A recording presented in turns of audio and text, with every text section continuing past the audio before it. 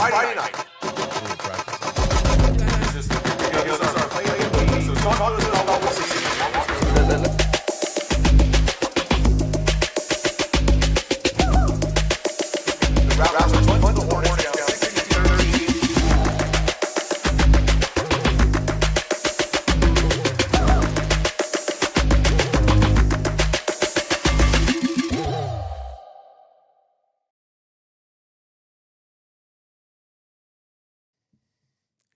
Welcome to Rattler Up with Coach Walsh, live from the San Marcos High School Rattler Broadcast Studios, the home for your exclusive Rattler Nation events in the Rattler Up network. This is the place you got to be on Monday nights and see everything that's going on with Rattler Nation. I'm your host, CJ Odom. With me, as always, San Marcos Athletic Director and head football coach John Walsh. Coach, you had a good Friday, but how was the rest of your weekend? When Friday goes good, Saturdays are good. Sundays are even better. Well, so this was a good weekend for Coach because we know Friday went well. And it did. We're having an opportunity to reset our intro here. Some audio difficulties, right. But that's the beauty of a live broadcast. I love when the players and our guests come in and don't realize it's going to be live. It puts that panic in them. But I think it's good practice for them, They're right? slowly working out the door over there. Yeah, we've got some great guests this week. This week on Rattler Up, we're going to be checking out the highlights from last Friday's game against Buda Johnson. We'll preview this week's game as they head down to Clemens to take on the Buffaloes Friday night. And we'll be joined in studio by members of that San Marcos High School defense that we've been bragging about and their coach, Josh Allen. So, Coach, I am excited to get them in here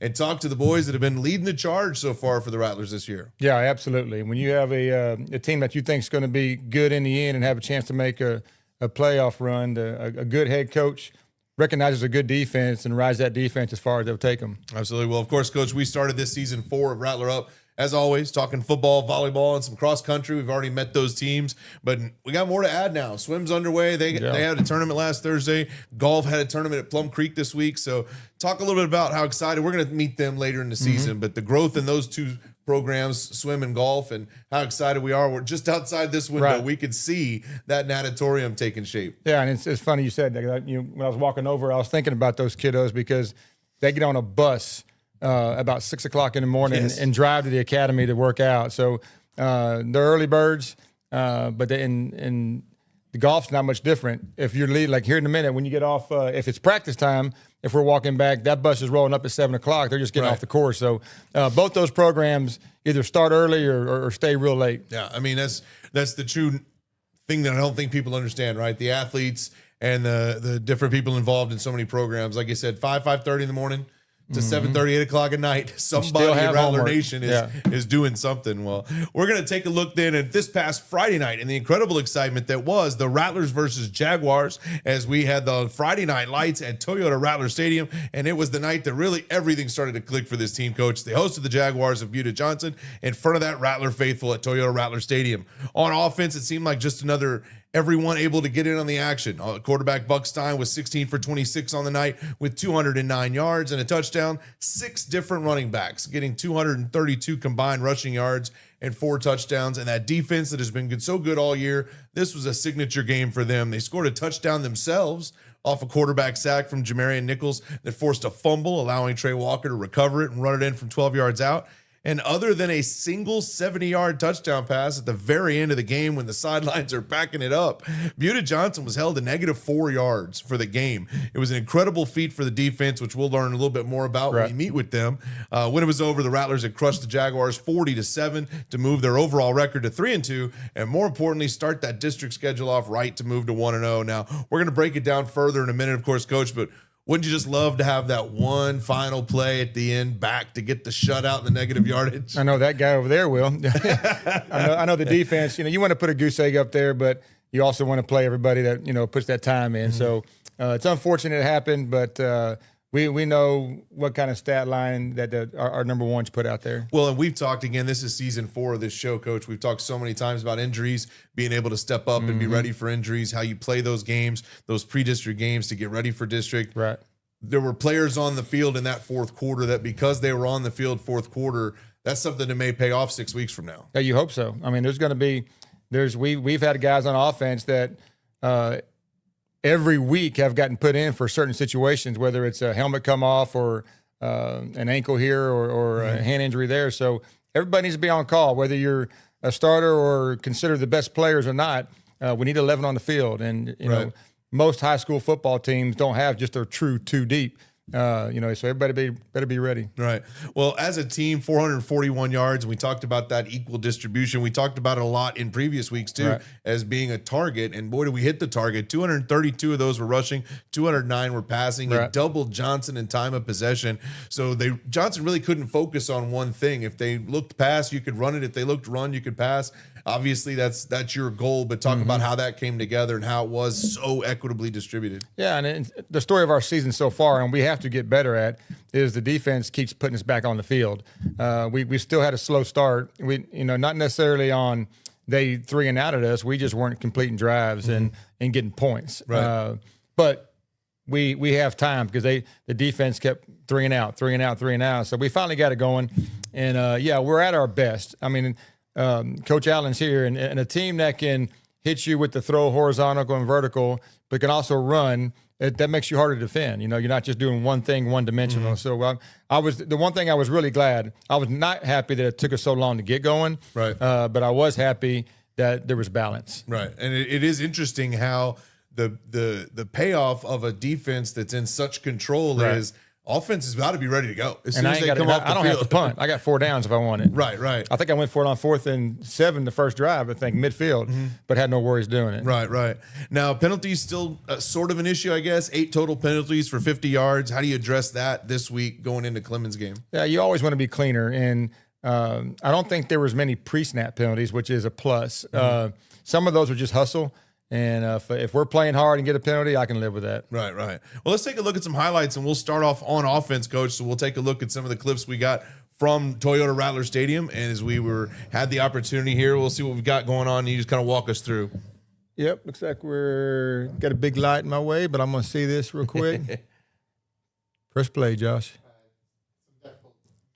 All right, there I am. All right. Trying to see the screen, but let's talk a little bit about some of the things that hit on offense. Then, like we said, there was you had that slow start. What do you attribute the slow start? That kind of has been a consistent thread so far. What do you think could? Yeah, could I mean the first that? 3 weeks, because we're all honest here, it was our snaps, right? Well, we fixed that. We got a kid named Dionel Sanchez that came in and snapped perfectly. So that wasn't sophomore, correct? Sophomore, yeah. And did a great job. Grade out as 81%.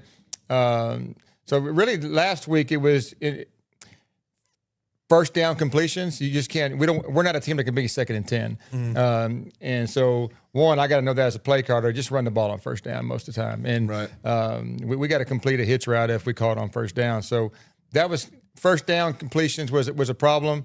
But then just completing 3rd down conversions. If you're a good football team, whether you're on defense or offense, those 3rd down conversions either make you a really good playoff team or just an average playoff team. And we didn't start out good at the 3rd down conversions. But what really got us going, I think, was Buck's legs.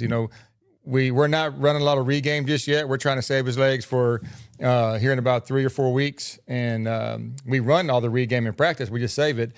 But it's one of my best calls in the history of me coaching is I call a pass and the pass breaks down and my quarterback goes scores. Well, Buck did that this week. And I think he showed what he can do with his legs. And when you got a quarterback that's mobile and a play breaks down and you still get positive yards, your defense gets some momentum. I think that's what got us going. And the view from the stands, I can say it certainly looked like tribute to the O-line. He had plenty of room and plenty of time back there to make things happen. Job. Even if first couple of reads weren't available, he had all the time in the world in some cases to find what he needed. Yeah, absolutely. They were in good stances up front. They had their eyes up. Coach Race is coaching them hard, and they're taking the coach in, and all the eyes have been on them. Right, we've talked about it here. All the stands, teammates. We know this group's got to be great for us to do something, and they're getting better. Well, before we go and move on, we're going to have the defense on with us to talk a little bit more, but talk about the environment at Toyota Rattler Stadium. That student body just continues to show up on Friday nights and make it a big thing. Yeah, and I knew this would happen. We moved them to the left to align with the band and the drill team. And it wasn't a bad opener with the student section, but it's gradually working its way down. And I'm hoping by homecoming we got that thing all the way through the middle. They're rocking, man. They're bringing the energy. The baseball team's leading it, and the rest of the student body's following. Well, we talked about that rather unique design, right? Mm-hmm. When that stadium was built, no track, right? And so then that's right, a massive amount of gap that gets removed, and those fans are right on top. Do the players continue to feel that and just feel that the students just right on their neck? Yeah, you definitely. I mean, I feel as a coach, they're right there. Because when we moved down toward the scoreboard, that atmosphere you're talking about changes a little bit, and they're bringing good energy, and they're pretty comical when you get to hear what they're saying. All right, well, the water bottles start flying, and there was plenty of opportunity for that. Well, it was an exciting win, and now we're going to look ahead to this Friday night as Game 2 of the district slate takes place down in San Antonio and taking on Clemens. But for now, we'll head to break, and we're going to watch our very own Marilee Olson with last week's pregame interview before the Johnson game. And when we return, we'll be joined in studio by the San Marcos High School defensive squad and their coach, Josh Allen. Keep it here on Rattler Up. Of district play against the Johnson Jaguars tonight. What did you learn about the Rattlers from their first 4 games of non-district play? Yeah, I think those 4 games served their purpose. We need to learn about ourselves with the dynamic of our team. A lot of young kids and a lot of kids that play varsity football. So the way you learn those lessons is have hard lessons, and we had some. And I think we're a better football team going into that. Coach, what do you think is the key to success for the Rattlers to start 1-0 in District 29 6A? Yeah, run the football well, stop the run well, everything else is for the fans. My name is Marilee Olson with RattlerUp Productions. Let's enjoy the game.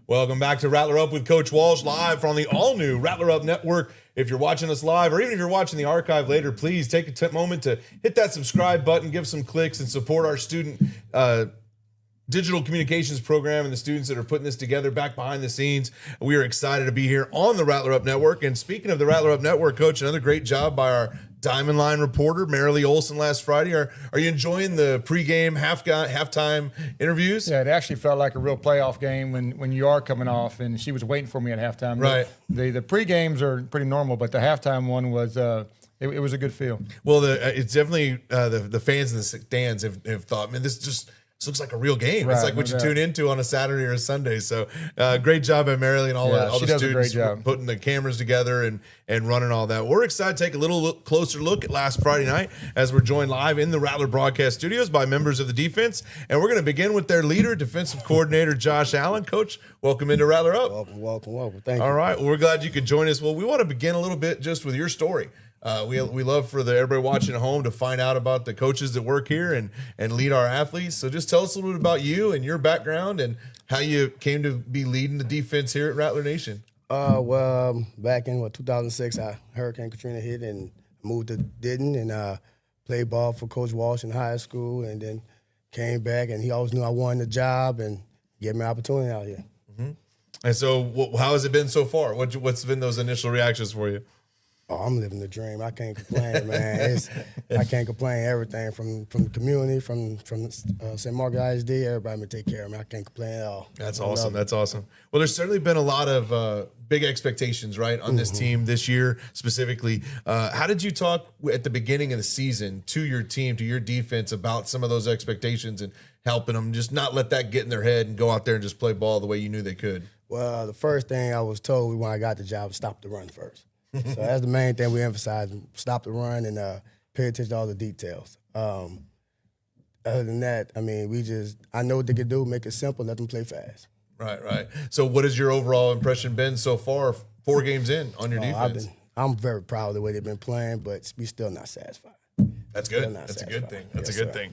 All right, well, let's meet some of them. So, gentlemen, welcome into Rattler Up. We got 3 members of the defense here, so we'll let you go down one by one and just introduce yourself. Tell us your name, what position you play, what grade you're in, and also what other things you might do here at San Marcos High School. So we'll start on the end here and work our way down.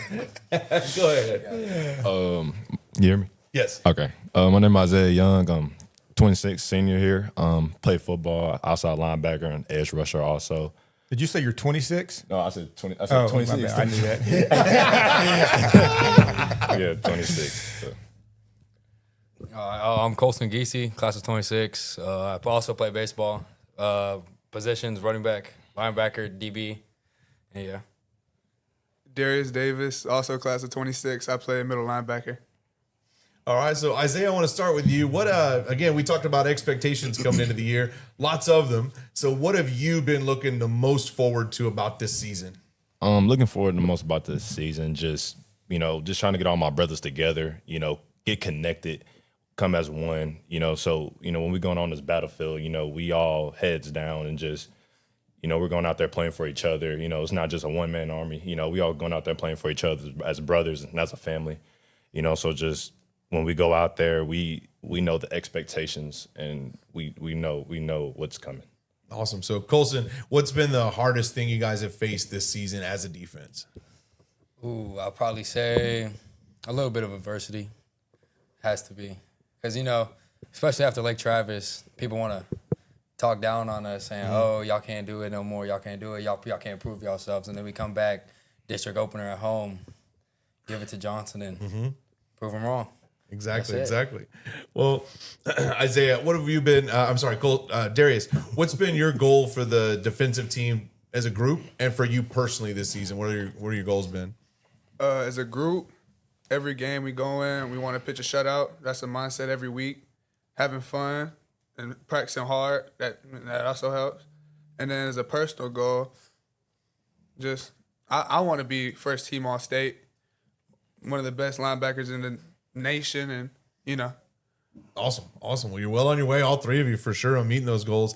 I want to ask all three of you, so we'll start on one in here. What do you think is the thing that your team and your defensive squad needs to work on and focus on the most for the remainder of this season? We'll start with you, and we'll get an answer from everybody.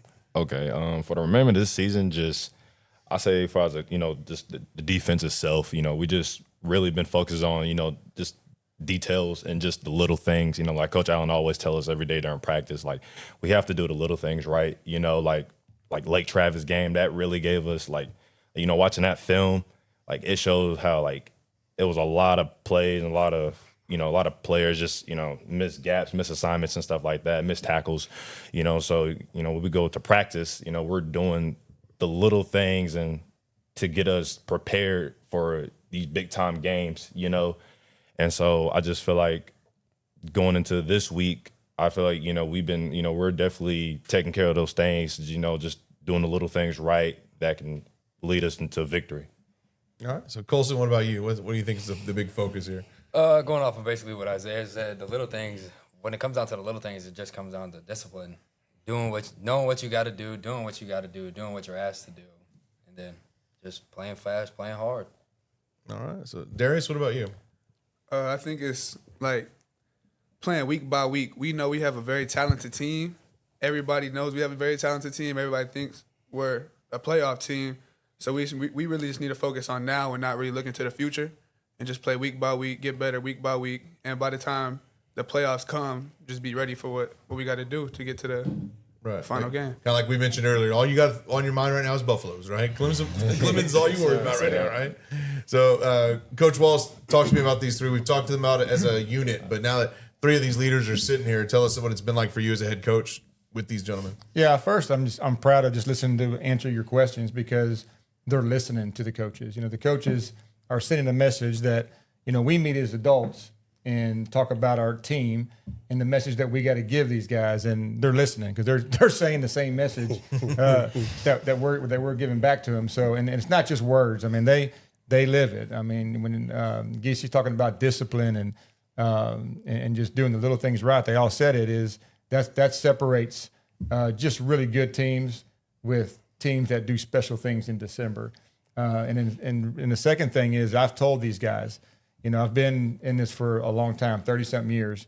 I've been able to be in the Final Four at least 7 times. And the difference in those 7 years is player leadership. I haven't changed. Coach Vallejo is going to be Coach Vallejo. Coach Allen's going to be Coach Allen. We're going to do it when these guys graduate, we're going to do the same thing. It's the teams that have the player leadership.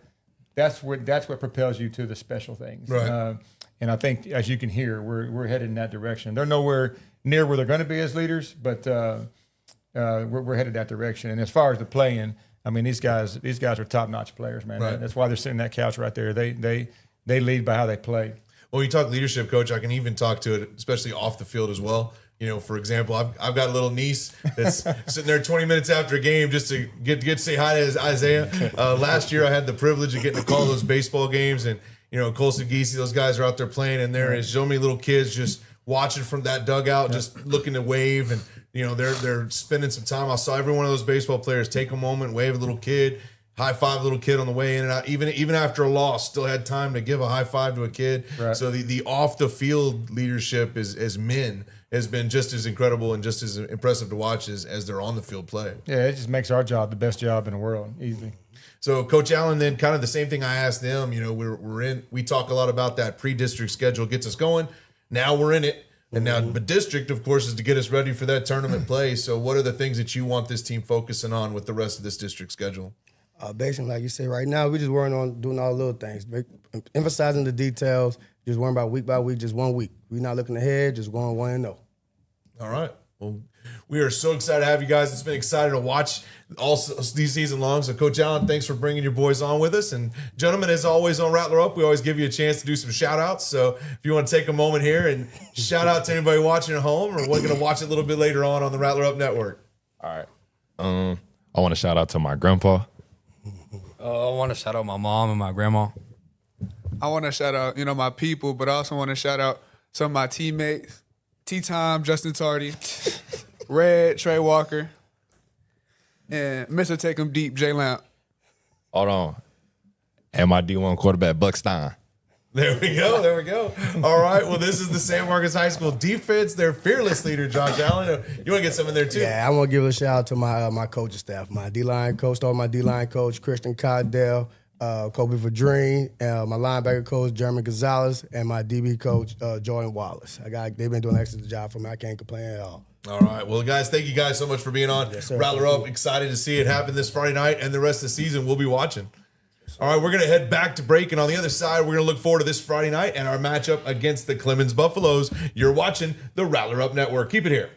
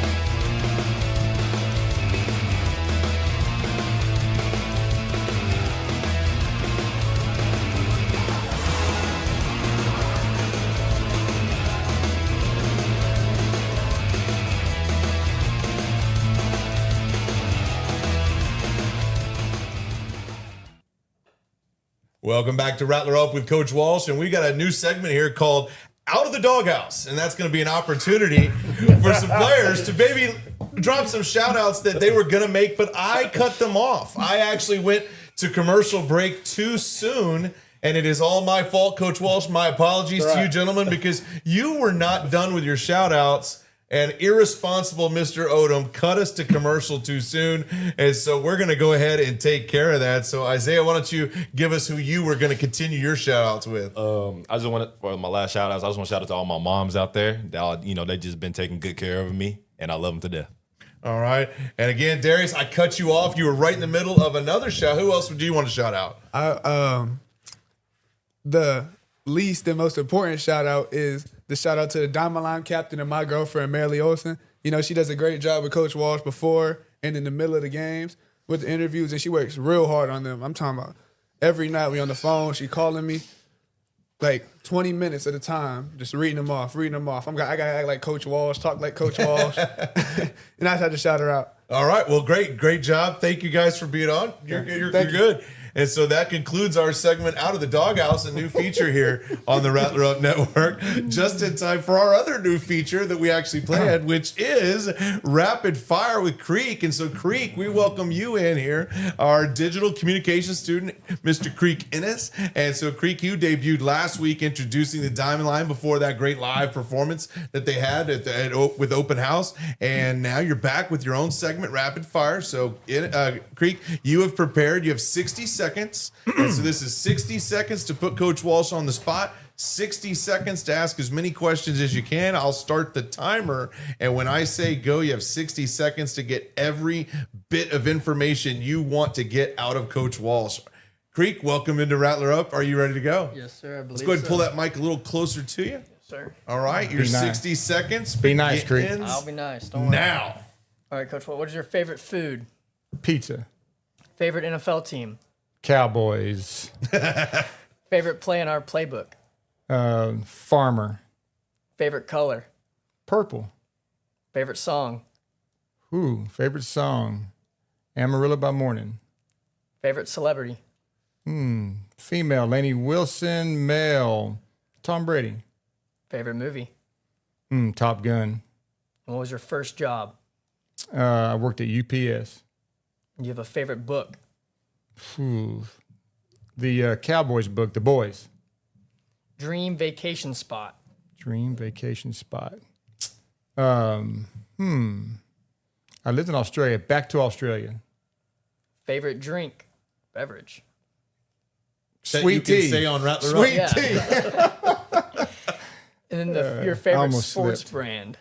Say again, sports favorite brand, sports Nike. brand? Nike. Yeah. And that is time. All right. So, Creek, thank you very much. 60 seconds, rapid fire with Creek. Got some good answers out of Coach Walsh. We learned a little bit more about our head coach. So, Coach, it wasn't too bad. No, not at all. It was right, very so- tame. Very appreciate you, Creek. You did. We'll have You Creek did. on in You tried to future trick me on segments. beverage. You tried to trick me. All right, well, great stuff, Creek. We'll get you back on for another episode and get rapid fire a regular part of the show here on Rattler Up. Just growing and growing here at season 4, right? I like it. All right, well, let's go ahead and look into this Friday night as the Rattlers are going to head south to Schertz, take on the Clemens Buffaloes, Coach. Clemens is 2-3 on the year. They dropped their opening game in district play to Steele last week, 48-20. They've been able to get wins against Del Valle and Churchill, but dropped pre-district games at Taft and Alamo Heights.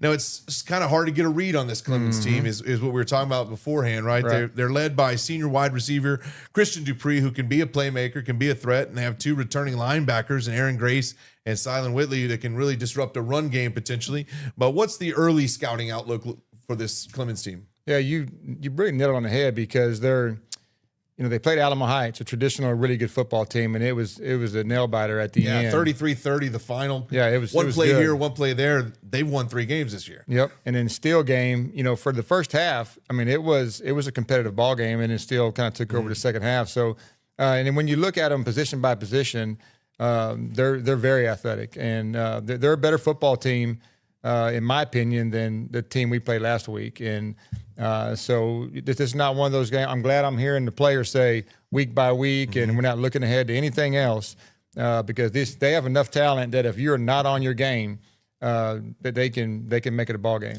Well, it's kind of dangerous, right? When a team isn't predicted to do as much, especially when you've already played a Hutto team or a Lake Travis team, to kind of not give that justification or that respect to your opponent. And so with all of that, how do you ensure your team doesn't look past? I mean, like I said, the defense sounds like they're doing exactly what you want, but is that something you kind of have to keep talking about as the week develops? Luckily, we get film. So when you turn this film on, you see good-looking football players. That catches your attention quick. Sometimes you put on film, you're like, oh, don't show the kids this film. And let's just keep that under wraps and tell them how good they are. This is not one of those football teams. You can put the film on, and you see, and you talk about Christian Dupree. He's one of the best receivers in the state, So they got some cats that can go. Now, obviously, getting the W is the goal. We're in district play now, but as a head coach, there's also some things you want to get in addition. So first and foremost, let's get the W. But what are some other wins that you're looking to get against this Clemens team? So I'm just going to go on Coach Webb's side of the ball. I mean, we talk offense and defense. Coach Webb, he managed our special teams, and we're slowly but surely, we've put a lot of people, different players in special teams to see what they can do.